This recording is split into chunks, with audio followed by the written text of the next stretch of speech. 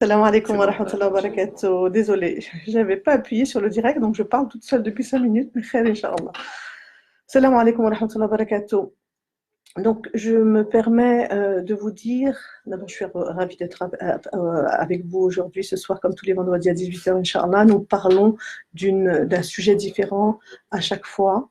Inch'Allah, chaque vendredi à 18h. Ce soir, nous allons parler, si Dieu veut, de la communication bienveillante dans le couple. Je pense que c'est un sujet très important et qui, malheureusement, n'est pas assez connu de nos couples. J'arrive à voir aujourd'hui beaucoup, subhanallah, de personnes qui arrivent, puisque j'ai la chance par la grâce de Dieu de faire des conseils, le conseil conjugal. Je me rends compte que beaucoup de problèmes de notre couple viennent uniquement de la communication qui n'est pas présente. Donc, ce que je voulais vous dire en introduction, c'est que on m'a dit déjà, donc j'en suis à mon 3e live, que j'avais, comment dire, que mon introduction était trop longue parce que je faisais beaucoup de doigts en entrant dès l'entrée. C'est vrai que je ne sais pas faire autrement, comme je le disais tout à l'heure, je ne sais absolument pas faire autrement, que ce soit dans mes formations, que ce soit lors de mes conférences. Je ne sais pas débuter un acte sans faire des doigts. Alhamdulillahi Rabbil Alamin. On me dit qu'elles sont trop longues au début de chaque, puisque nous n'avons que 30 minutes, je comprends totalement ensemble. Donc, ce qui serait merveilleux, c'est que vous puissiez vous me dire ce que vous en pensez. Soit effectivement, je dis juste salam alaikum, soit je continue mes doigts, parce que c'est très important, je pense, de commencer toute chose pour que cette chose soit bénie par Allah Azza wa Jalla. اللهم كرمنا بنور الفهم وافتح علينا بمعرفة العلم وارزقنا بحلاوة الإيمان وصدق الإخلاص في كل حال يا أكرم الأكرمين ويا رب العالمين آمين آمين. Donc je voulais parler ce soir réellement d'un sujet qui me tient à cœur parce que je me rends compte que lorsque je reçois donc un couple qui va mal en temps normal et pratiquement à 80%, c'est qu'il manque de la communication bienveillante et que nous sommes beaucoup trop souvent dans la communication violente et non pas dans la communication non violente. C'est-à-dire que quand quelqu'un va exprimer quelque chose, parfois, le fond est bon, mais la forme ne va pas. Et donc, je voudrais vous interpeller sur le fait que la forme peut complètement détruire le fond. La forme peut complètement faire en sorte que la personne qui est en face, conjoint ou conjointe, arrive à être complètement, se sentir tellement dans l'accusation et tellement au banc des accusés qu'il ne peut pas répondre de façon clairvoyante ni de façon bienveillante parce qu'il s'est senti attaqué. Donc voilà le souci. Donc il va falloir revoir un petit peu sa façon, et on va en parler, Inch'Allah, revoir sa façon de parler avec l'autre et surtout de parler de ses besoins. Donc il faut comprendre une chose, c'est que le première source de la violence, quelle qu'elle soit, hein, que la violence dans le monde, la violence faite à soi-même, la violence faite aux autres, vient d'abord de la non-reconnaissance de nos besoins. Donc il est important de connaître nos besoins, il est important de savoir exprimer nos besoins et surtout de pouvoir dire à l'autre que vous avez reconnu ses besoins. Les couples qui vont bien aujourd'hui sont des couples qui non seulement reconnaissent les besoins de l'autre, mais les devancent. Et ce sont des couples qui peuvent aller très loin, Inch'Allah, et je vous le souhaite à tous et je nous le souhaite à nous tous, parce qu'à partir du moment où j'ai reconnu les besoins de l'autre, où j'ai pu exprimer de façon bienveillante mon propre besoin à moi, c'est comme ça que je ne tomberai pas dans la violence, ni verbale, ni faite à l'autre, ni faite à moi-même. Et pour connaître les besoins de l'autre et pouvoir les assouvir, il faut, à mon sens, déjà connaître ses propres besoins. Et pour connaître ses propres besoins, il faut se connaître soi-même. C'est ce que je n'arrête pas subhanallah, de prôner lors de mes conférences ou de mes formations. Je dis combien il est important de se préparer. Un couple se prépare. Avant de se marier, il est important de pouvoir faire une préparation au mariage parce que c'est l'acte le plus valorisé d'Allah Azzawajal, mais aussi l'acte le plus dur en soi, de pouvoir faire des concessions tout le long de son mariage, de pouvoir être proche de son époux, proche de son épouse, de pouvoir construire une famille épanouie, être de bons parents pour nos enfants. C'est l'histoire d'une vie, en fait, d'une vie entière. Et on doit s'y préparer comme on se prépare à faire une compétition, comme on se prépare à passer des examens, comme on se prépare pendant des années. Et je pense qu'on ne peut pas réellement mettre de côté cette préparation. Cette préparation, c'est apprendre à se connaître. Se connaître quoi de soi? Connaître tout simplement, avant toute chose, quelles sont mes faiblesses, mais aussi quelles sont mes forces. Quelles sont mes faiblesses? Quelles sont également tout ce que je n'ai pas pu penser, c'est-à-dire même les blessures non pensées par un pansement, PAN. Donc tout ce que je n'ai pas pu penser avant mon mariage va revenir en force après son mariage. Et c'est pour ça qu'il est important que si on a, et nous sommes tous pleins de blessures, hein, tout être humain a reçu des blessures, il faut les reconnaître, il faut les apprécier à leur juste valeur et tenter d'y mettre un pansement. En fait. À partir du moment où je mets un pansement sur mes blessures, faire le deuil de ce que je dois faire comme deuil, effectivement, c'est tout ça que je mettrai en moins sur les épaules de mon époux ou sur l'épaule de mon épouse. Et j'ai ce devoir-là, même Allah, de pouvoir me connaître moi-même, de pouvoir vraiment être au plus proche de moi-même et de mon passé, de mon passif, de mes blessures, de mes deuils, de tout ce que je vais porter et qui malheureusement, voilà ce qui se passe, c'est que à partir du moment où je n'ai pas résolu mes propres problèmes, je vais les mettre de façon totalement inconsciente, mais de façon totalement légitime, puisque j'attends beaucoup de mon conjoint et de ma conjointe, et je vais poser ça sur leurs épaules. Et le problème est là, c'est que la conjointe, comme le conjoint, n'est pas là pour porter notre mal-être, n'est pas là pour penser nos plaies. Il n'est pas notre ami, il n'est pas notre thérapeute, elle n'est pas notre amie, elle n'est pas notre thérapeute. Elle est là et il est là. Nous sommes là tous les deux pour faire un bout de chemin ensemble vers Allah Azza wa Jal dans la même direction. Et donc, pour ce faire, il faudrait réellement déjà pouvoir, pouvoir avoir mis des mots sur nos mots, des mots MOTS sur nos mots MAUX pour pouvoir avancer davantage. Et mettre des mots, c'est se poser la question, c'est essayer de se dire, comme je disais la semaine dernière, comme Allah Azza wa Jal nous interpelle plus de 800 fois dans le Coran Karim, il nous dit vous ne voyez pas, vous ne comprenez pas, vous n'analysez pas, plus de 800 fois dans le Coran Karim. Ce qui nous pousse, c'est une injonction divine à essayer de nous comprendre, à essayer d'avancer, à essayer de comprendre pourquoi est-ce que je suis mal, pourquoi est-ce que quand mon épouse ou mon époux me dit quelque chose, je suis si heurtée. Mais oui, j'ai l'impression d'entendre les cris ou les médisances ou le dénigrement d'un de mes parents, c'est peut-être ça aussi, puisque je n'ai pas réparé ça en moi, puisque je n'ai pas fait le deuil de ces moments difficiles avec mes propres parents. Aujourd'hui, ça vient réitérer. Lorsque mon époux, mon épouse me dit ça, je me sens totalement rejetée, je me sens blessée, je me sens abandonnée, je me sens exclue, tout ça parce que je l'ai déjà vécu en fait.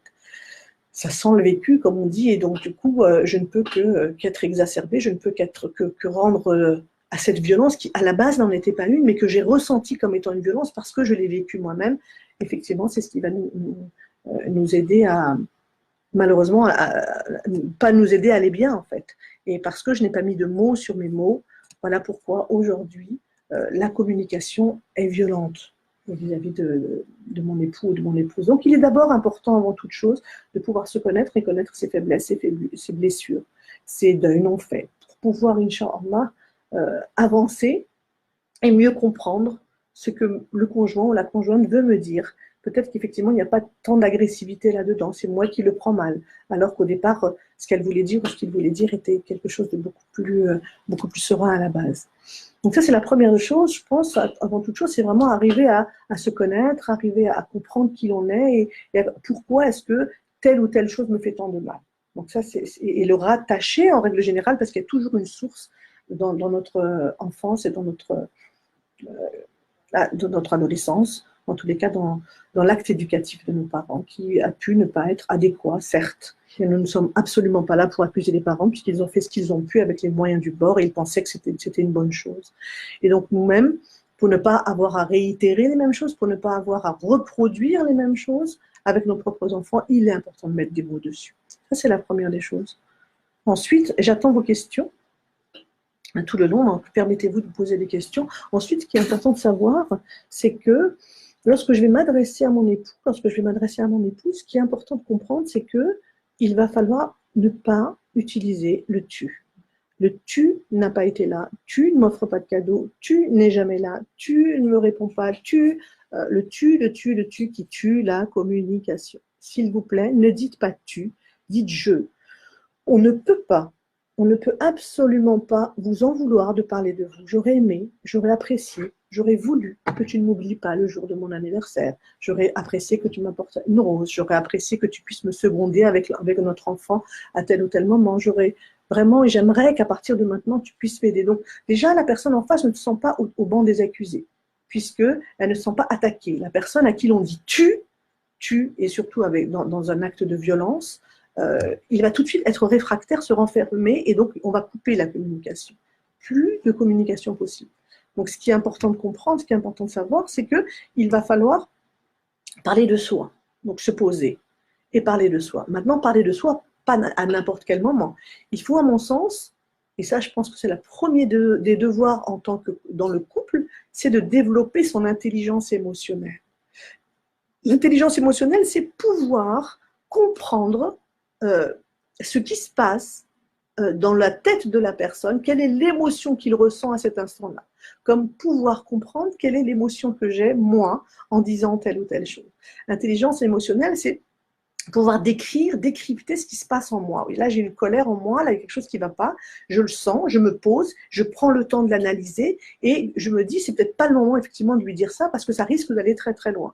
De la même façon que mon conjoint rentre à la maison et je vois qu'il est épuisé par le travail, qu'il ne va pas bien, je pense que ce n'est pas le moment de lui sauter dessus non plus pour lui dire qu'il aurait dû rentrer 1 heure plus tôt, qu'il n'a pas été là ce matin, qu'il ne m'a pas répondu au téléphone, etc. Et de ne pas lui lancer ma colère, en fait, puisqu'il n'est pas, simplement pas prêt émotionnellement à la recevoir. Et que tout ce qu'on va réussir à faire, c'est peut-être gâcher la soirée, alors qu'elle aurait pu être juste en ayant ce recul à dire, ok, je vais le laisser rentrer, prendre sa douche, et il va faire sa salade, Inch'Allah, et ensuite ça ira mieux, et on va commencer à discuter tranquillement en lui parlant toujours du jeu et non pas du tu. Tu vois, j'aurais bien voulu qu'aujourd'hui tu puisses répondre à mon téléphone. J'ai essayé de t'appeler à plusieurs reprises et tu n'as pas répondu. J'ai trouvé ça très dommage, etc. Donc, très important de pouvoir avoir cette intelligence de me dire, oui, là, c'est peut-être pas le moment. Et puis là, je suis tellement en colère que je ne pourrais pas non plus être apte à lui faire passer le message parce que le fond sera bien entendu légitime, vous avez le droit de passer un message, vous êtes excédé, vous n'en pouvez plus, vous avez le droit. Sauf que la forme va venir complètement annihiler, anéantir le fond, et du coup, il n'y aura pas de communication possible. Donc, ce qui est important, c'est de toujours privilégier cette communication, mais qu'elle soit bienveillante, qu'elle soit non violente. Ce n'est pas facile, bien sûr que ce n'est pas facile. Et la vie, parfois, a raison de nous, et on n'y arrive pas toujours. Sauf que, ce qu'il faut comprendre, c'est que tout se prépare. Tout se prépare, tout doit se savoir. Ne vous inquiétez pas. L'important, c'est de partir avec la niya safia, c'est-à-dire avec une intention safia que le message puisse arriver à ma conjointe ou à mon conjoint. Les gens qui arrivent, moi je dis toujours que si une personne arrive à avoir une bonne communication dans son couple, c'est que tout le monde peut y arriver. C'est que vous tous et nous tous, nous pouvons y arriver en fait. Simplement parce que y croire, se dire que oui, je vais arriver à communiquer. La communication, à mon sens, fait partie du trépied du couple. Si dans le couple, il manque une de ces 3 choses, sachez-le, wallahu a'lam, mais c'est vraiment mes 20 ans d'expérience qui me permettent de dire cela aujourd'hui. Je pense, wallahu a'lam wa a'la wa ahkam, la base et le trépied, donc sur 3 pieds, du couple se base sur 3 choses. La communication. Il faut absolument la communication. Sans communication, il n'y a pas de couple possible, il n'y a pas de couple paisible. Première des choses. Deuxième chose, le respect. Pouvoir se respecter un tant soit peu. Pouvoir ne pas partir dans la forme, dans l'agressivité et rentrer dans l'irrespect. Ça, ce n'est pas possible. Et la troisième chose, à mon sens, le respect, la communication et la confiance. S'il n'y a pas de confiance dans le couple risque d'être vraiment mis à mal. Donc, travailler sur ce trépied. Un trépied, qu'est-ce que ça veut dire? Ça veut dire que lorsqu'il manque une chose sur les 3, tout s'écroule. Et la première étant la communication. Donc, vraiment travailler là-dessus. Et dites-vous qu'il est très important de pouvoir communiquer de façon bienveillante. Vous pouvez le faire. Il n'y a aucun souci. Vous pouvez y arriver, bi'idhn rahman. Même si jusqu'à présent, vous n'y arrivez pas, même si toute votre vie, vous avez eu des parents qui ont été dans la communication violente, parce que nos parents ont vécu des choses terribles, il faut le dire. Notre génération de parents a vécu des choses terribles, ils ont vécu le déracinement, ils ont vécu l'exil, ils ont vécu l'émigration, ils ont vécu le déracinement avec leur propre famille, c'était difficile d'être ici en France alors qu'ils ne parlaient pas français, etc. Vous savez combien c'était difficile. Et donc, ils étaient dans ce qu'on appelle la reproduction des schémas. Leurs propres parents étaient difficiles avec eux, ils les ont abandonnés, ils ont recommencé avec nous. Donc c'est à nous aujourd'hui de dire stop et de ne plus être dans cette reproduction. Et quand bien même j'ai eu une communication violente au sein de toute ma famille, je peux, moi, bi'idhn rahman, parce que j'ai confiance en Dieu et parce que j'ai confiance en moi, je peux devenir une épouse qui n'est pas dans la communication violente, un époux qui n'est pas dans la communication violente, et transmettre à mes enfants que de la bienveillance, Inch'Allah. Si, encore une fois, je le répète, si une personne y est arrivée dans sa vie, c'est que vous pouvez y arriver aussi. Je ne vois pas vos questions. Peut-être que je m'y prends mal, mais je ne vois aucune question. Très Inch'Allah. Donc, ce que je voulais vous dire, c'est cela. Maintenant, ce qu'il faut comprendre aussi, c'est que la communication, elle est importante parce qu'elle fait partie d'une systémie. Nous sommes tous dans une systémie familiale.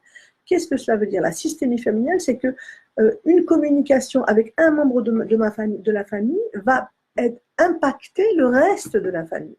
Et que nous vivons dans une systémie familiale. Et que tout ce que moi, je vais pouvoir dire va impacter mes enfants, ce que va impacter mon époux, etc. C'est-à-dire que moi, en tant que maman, je suis le centre de la maison. Je suis ce que j'appelle moi le soleil de la maison. Et quand je vais briller de mille feux, alhamdoulilah, je vais toucher de ma chaleur tous les êtres de façon systémique, tous les êtres de mon foyer. Et lorsque moi-même, je suis mal avec moi-même, je suis aux prises avec mon passé, comme je vous l'ai dit, et que je n'ai pas encore réglé cela, effectivement, je risque de ne pas être assez clairvoyante, assez bienfaisante et assez bienveillante pour les membres de ma famille. Donc, il est très important de pouvoir réellement briller de mille feux, d'accord?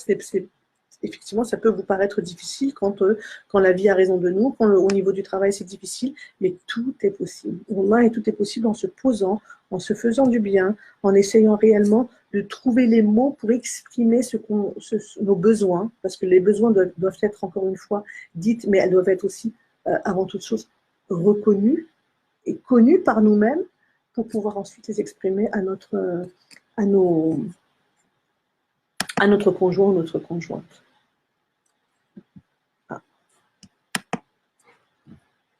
Voilà, c'est bon. Désolée.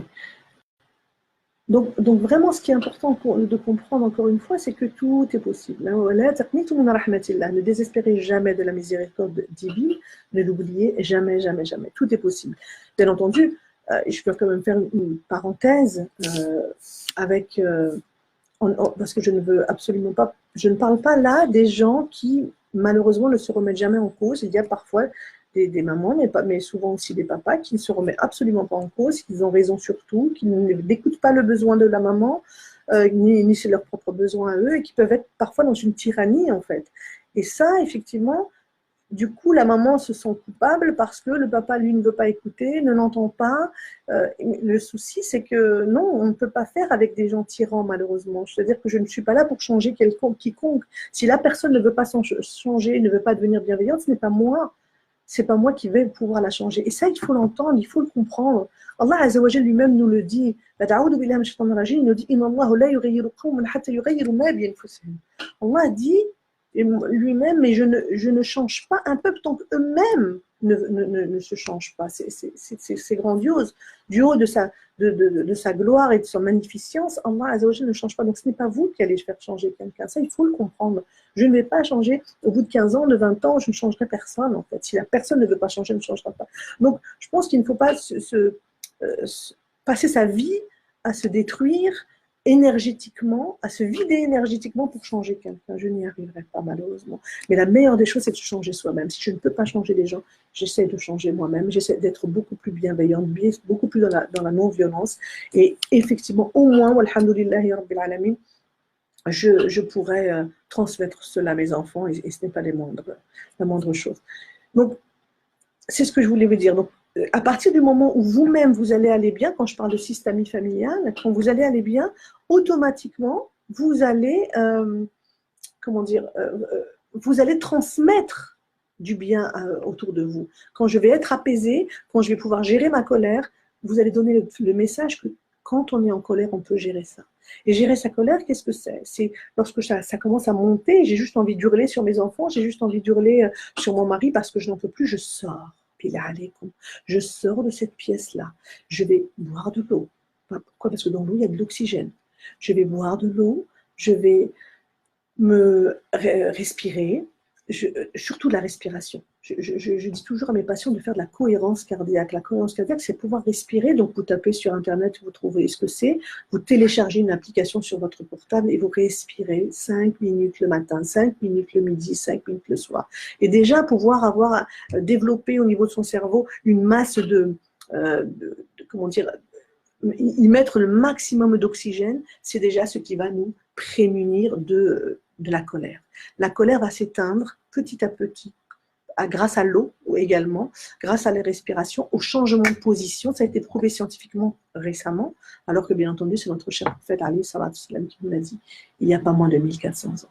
Donc changer de position, si je suis debout, je m'assieds, si je suis assis, je me lève, et vice-versa. Je sors à l'extérieur, je bois de l'eau et je gère ma colère. Personne au monde ne mérite de recevoir notre colère en plein visage. Je ne suis pas bien avec moi-même, je respire, je bois, et ensuite je vais parler à la personne. Et lorsque je vais parler à la personne, je ne lui dis pas je. Je ne lui dis pas tu, mais au contraire, je lui dis uniquement j'aimerais. Donc déjà, avec ça, Inch'Allah, vous avez des éléments de réponse pour pouvoir, la haballah ta'ala, aller vers votre conjoint de la façon la plus bienveillante, aller vers votre conjointe de la façon la plus bienveillante qui soit, et aller vers l'enfant. L'enfant, avant toute chose, pour pouvoir être dans une communication bienveillante, il a besoin que vous soyez, que vous l'écoutiez. Il a besoin d'avoir 2 oreilles, voire 4 oreilles. Il a besoin que vous puissiez l'entendre. Et donc, quand vous allez parler à votre enfant, vous allez d'abord lui dire, essayez de réagir, mais même avec votre conjoint, de réagir à ce qu'il vient de dire. C'est-à-dire déjà, c'est la meilleure preuve que vous êtes en train de l'écouter, c'est de réagir à ce qu'il est en train de dire. Lorsqu'il vous l'écoutez, et vous répondez à partir de ce que vous avez envie de lui dire et non pas juste que vous vouliez lui transmettre. Et là, c'est la meilleure preuve que vous êtes en train de l'écouter. Et donc, le laisser parler, d'accord? Si Allah Azza wa Jalla nous a dit, nous donner 2 oreilles et une seule bouche, c'est pour écouter plus que de nous parler. Et nous-mêmes, et nous, surtout nous les femmes, malheureusement, nous parlons, et nous n'écoutons pas grand-chose. Nous sommes tout le temps en train de parler, tout le temps en train de revendiquer les choses, tout le temps en train de s'imposer parfois à nos époux, à leur dire non mais attends, mais tu comprends pas, mais attends, mais écoute, etc. Mais est-ce que vous écoutez? Est-ce que nous écoutons? C'est vraiment le gros problème, c'est que nous sommes beaucoup dans la parole. Ce qu'il faut savoir aussi dans le couple, c'est que le mari ne va...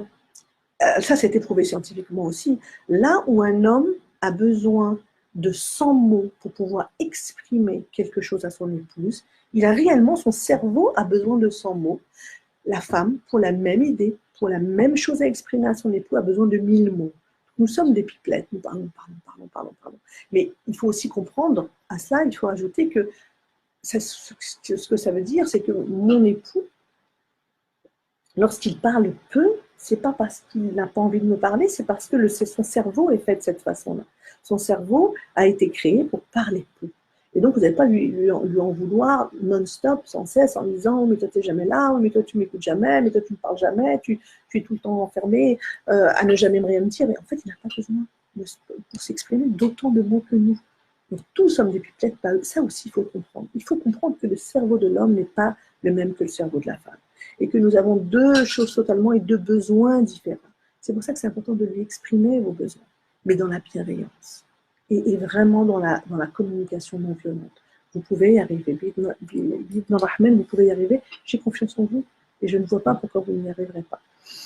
Vous y arrivez parce qu'à partir du moment où vous allez dire maintenant, ok, dans mon couple ça ne va plus, on s'insulte, on se crie dessus, et en plus devant les enfants, à partir d'aujourd'hui ça va changer. Donc vous mettre face à face l'un à l'autre et dire ok, à partir de maintenant, les choses devront changer parce qu'on ne peut pas se permettre de vivre de la sorte devant nos enfants.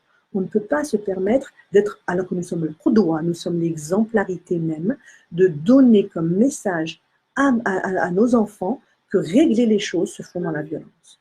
C'est juste, subhanallah bihamdi, c'est juste impensable de penser comme ça. Et c'est vrai que malheureusement parfois, on n'arrive pas, on se dispute loin de nos enfants. S'il vous plaît, billah alaykoum.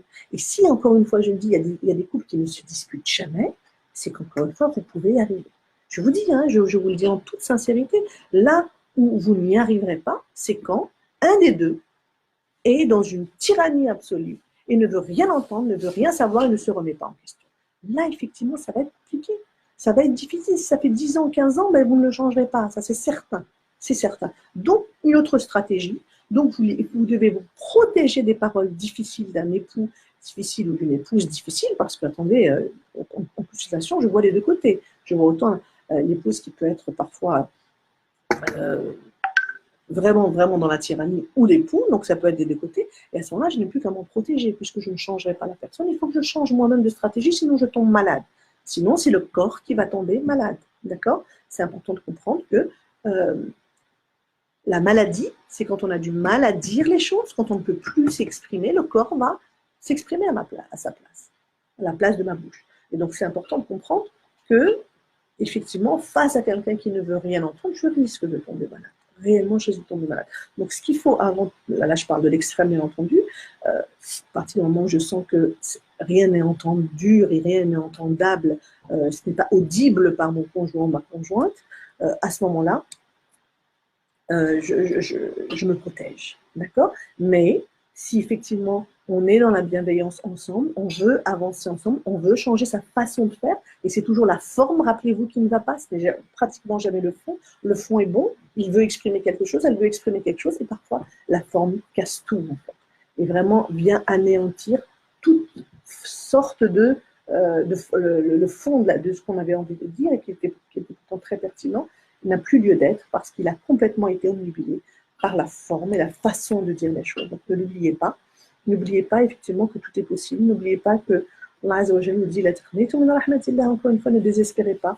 Tout est possible. Tout changement est possible. Et non seulement vous aurez travaillé pour vous, non seulement vous aurez travaillé pour votre couple, mais surtout vous aurez travaillé pour vos enfants, puisque les enfants qui grandissent dans la bienveillance, les enfants qui grandissent dans les non-cris, quand il est dans les non-disputes, ça donne des enfants juste extraordinaires. Walhamdulillahi Rabbil Alamin, dans une famille épanouie où prédomine juste la bienveillance, où prédomine, Inch'Allah, l'amour avant toute chose, l'amour et son expressivité, parce que n'oubliez pas que sur cette terre, subhanallah, tous les mots MAUX de cette terre relèvent d'une chose, de la non-expressivité de l'amour et du manque d'amour certain. Les gens qui souffrent aujourd'hui parce qu'ils souffrent d'un manque d'amour certain qu'ils ont eu dans leur enfance. Mais ce n'est pas pour cela, encore une fois, ce n'est pas parce que je n'ai pas eu l'amour que je ne peux pas en donner à mes enfants. Et vous en donnerez, vous en donnerez à vos enfants parce que vous l'aurez puisé déjà dans l'amour de vous-même, dans l'amour de votre conjoint, et vous pourrez le distribuer à vos enfants. Voilà ce que j'avais à vous dire aujourd'hui. Je n'ai pas pu répondre à des questions puisque je ne les vois pas affichées, donc je n'ai pas trop compris pourquoi aujourd'hui, mais mon frère, Inch'Allah, je reviendrai vers vous, Inch'Allah, la semaine prochaine. Donc moi, ce que je vous demande, c'est peut-être de noter sur mon Instagram qui s'appelle lumièredepsy.fr, lumière de psy, donc Linda Benjafer, lumière de psy, pour me dire un petit peu quel est aujourd'hui quel est le sujet que vous voudriez qu'on aborde la semaine prochaine, tout simplement, parce qu'il y aura un sujet nouveau chaque semaine, alhamdoulilah ta'ala. Nous arrivons à la fin de l'émission, et j'aimerais pouvoir vraiment recevoir un petit peu vos doléances, vos désirs, vos besoins de thématiques, Inch'Allah. Voilà. Donc, en tous les cas, barakallah, fikum pour de m'avoir suivi ce soir. J'espère, que je vous donne des éléments de réponse, même si ce n'est pas des réponses complètes, mais au moins des éléments de réponse pour que votre couple soit le meilleur des couples. C'est ce que je vous souhaite réellement en cette fin de Ramadan, en ce mois Mubarak, Inch'Allah, en ce Jumu'ah Mubarak, Inch'Allah. Et j'espère réellement vous revoir avec grand, grand plaisir la semaine prochaine. Vendredi prochain, toujours à la même heure à 18h, Inch'Allah, où que je sois, que ce soit dans mon cabinet ou ailleurs, je serai là avec vous, Inch'Allah, à 18h. Barakallahu fikum, fi amanillah, prenez soin de vous, et surtout, si je peux me permettre, dites à ceux que vous aimez combien vous les aimez. La vie est tellement courte, on ne sait pas si on sera là demain, subhanallah. Donc dites-leur à tous ceux que vous aimez autour de vous combien vous pouvez les aimer. أسأل الله العظيم أن يوفقنا جميعا إلا ما يحبه ويرضى. أقول قولي هذا واستغفر الله لي ولكم. اللهم بارك لنا فيما أعطيتنا واغفر لنا ذنوبنا وارحمنا أنت مولانا فانصرنا على قوم الكافرين. سبحان ربك رب العزة عما يصفون وسلام على المرسلين والحمد لله رب العالمين. السلام عليكم ورحمة الله.